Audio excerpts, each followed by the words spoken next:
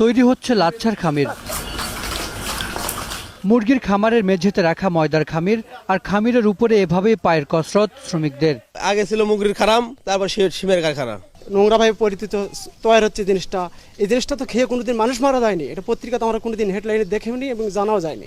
নোংরা মেঝেতে ময়লাযুক্ত পা, তার সঙ্গে পুরো শরীরের ঘাম, সব মিলেমিশে একাকার। এগুলো ঘাম মানুষকে খাওয়াচ্ছেন। বিষও যদি গরম তেলেতে দেওয়া হয় বিষ নষ্ট হয়ে যায়, সেই জন্য আমাদের ঘাম গেলে ওই তেলেতে গেলে বিষ নষ্ট হয়। বগুড়ার কাহালুতে বৈধ অবৈধ প্রায় ৩০০ কারখানায় এভাবেই তৈরি হয় খামির। অনেক কারখানায় ক্যামেরা দেখে দৌড়ে পালায় শ্রমিকরা।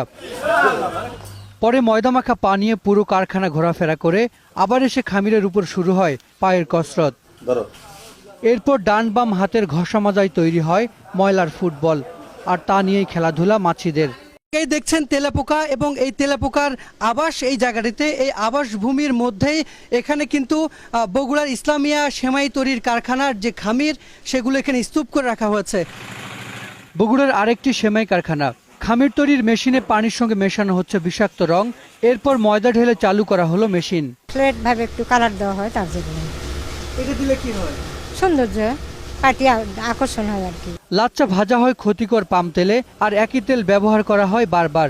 আজকে তেল দিলে আজকে দিলে তেল নষ্ট হয় না তো, এই তেলটা তো আপনি আবার কালকে তেল ঢেললে কালকে ভাজা হবে। লাচ্চা সেমাইয়ের এই যখন অবস্থা, তখন নিরাপদ নয় সাদা সেমাইও। কোম্পানির নাম কি? কোম্পানির এগুলো নাম নাই তো। রাজধানীর কামরাঙ্গীরচরের এই সেমাই কারখানায় নাম ফলক না থাকলেও লেখা আছে প্রবেশ নিষেধ।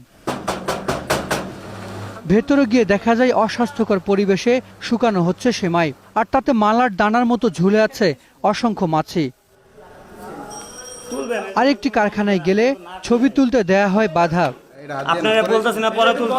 এসব লাচ্চা সেমাই সারা দেশে বিক্রি হলেও এগুলো খান না স্থানীয়রা। কেন খান না? মানে বাস্তবে দেখে আর কি এলে আবার রুচি হয় না আর কি। এগুলো আপনারা খান? খাই নাই তো, দেখে খাওয়া যায়। চিকিৎসকের দাবি, এসব খাবার স্বাস্থ্যের জন্য মারাত্মক হুমকি।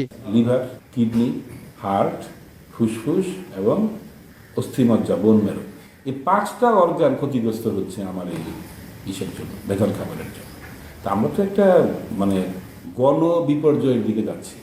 হাসান মিসবা, 21 টেলিভিশন।